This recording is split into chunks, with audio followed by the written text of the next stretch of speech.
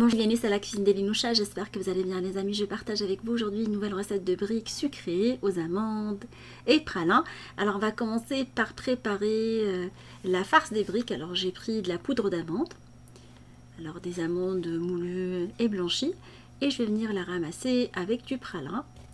Alors vous mettez après de l'eau de fleur d'oranger et du jaune d'œuf pour la ramasser. Alors vous pouvez le mettre directement dès le départ et mixer le tout avec les mains, ou mélanger plutôt le tout, jusqu'à ce qu'on obtienne une pâte homogène qui se tient très très bien.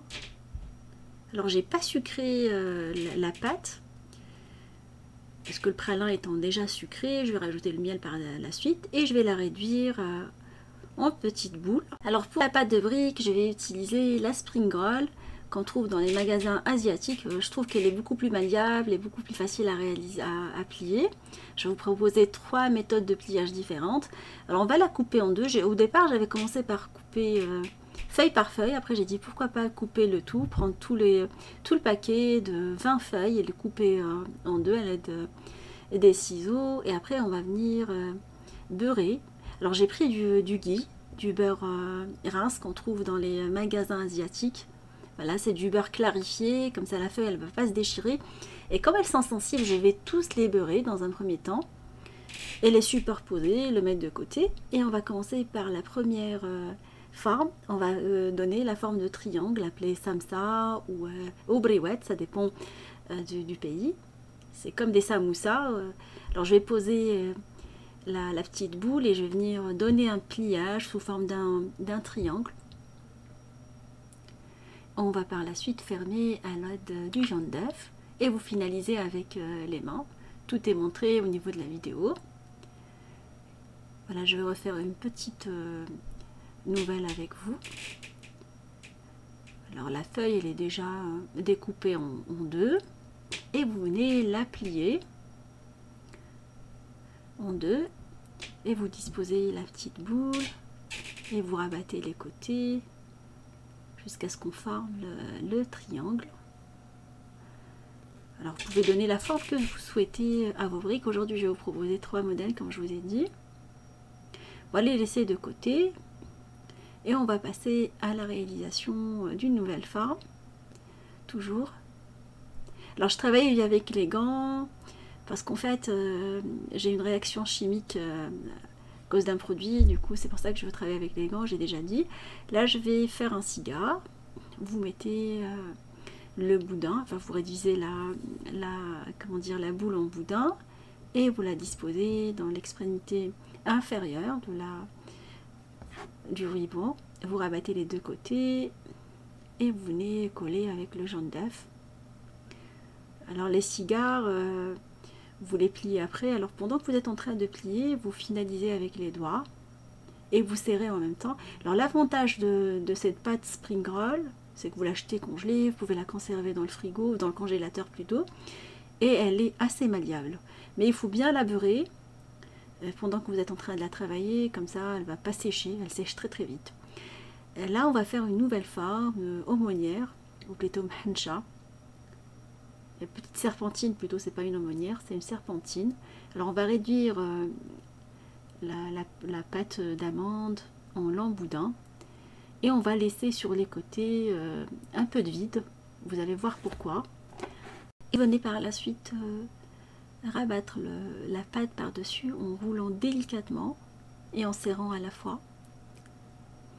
Quand on arrive vraiment à la fin, quand il nous reste 2 cm, on va fermer à l'aide d'un pinceau avec le jaune d'œuf. Et on va plier sous forme d'une serpentine. Une fois qu'on a bien finalisé le rouleau.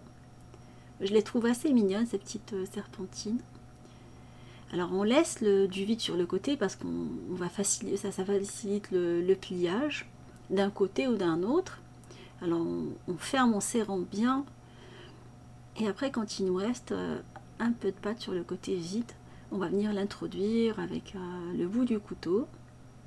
Vous prenez un objet qui vous permet de l'introduire dans le trou. Voilà, elle est maintenant faite, toute mignonne. Et on va par la suite finaliser toute la quantité de la même façon. Soit on fait une forme ou les trois si vous souhaitez varier les plaisirs comme moi et les formes. Bon, ça reste quand même la même forme, la même farce, je veux dire. On va venir les badigeonner avec du blanc d'œuf et les laisser sécher. Alors je les laisse sécher pendant une vingtaine de minutes avant de venir les rebadigeonner à nouveau avec le beurre clarifié. Moi je l'achète dans un magasin asiatique vers chez moi, en fait un magasin d'un Pakistanais. Et je réalise pas mal de recettes avec, comme vous avez dû voir avec moi, je vous ai déjà montré le paquet. Là on va les faire cuire dans un four préchauffé à 180 pendant une trentaine de minutes en vérifiant la cuisson. On va pas les faire frire. Et après, une fois cuites, on va venir les transvaser dans du miel encore chaude. Alors les briques étant chaudes, le miel est froid. Et vice versa, si vous utilisez le miel chaud, il faut que les briques soient froides. C'est toujours la même technique à faire quand on veut mieler du gâteau. Je vais verser le... Alors, j'utilise pas le miel qu'on prépare à la maison, le sirop à mieler, je déteste ça. Je trouve que ça n'a pas d'intérêt, c'est que du glucose, le sirop de glucose. Je préfère le vrai miel. Et je vais verser du miel par-dessus. Alors, vous pouvez le mettre dans un récipient plus profond si vous souhaitez.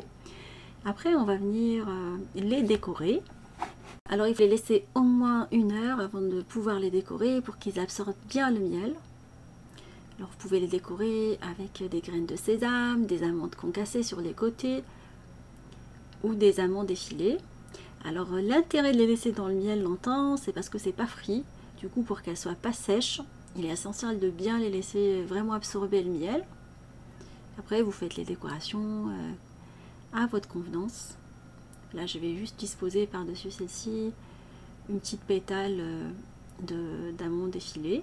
Et on va les servir après. Elles sont vraiment croustillantes, excellentes au goût, pas très grasses. Alors j'espère que ces recettes-là vont vous faire plaisir et feront plaisir à vos familles. Je fais des gros bisous d'amour. Merci pour vos messages d'encouragement et on se dit comme d'habitude, on se retrouve sur la cuisine d'Elinoucha avec des nouvelles recettes, un nouveau voyage culinaire et à bientôt.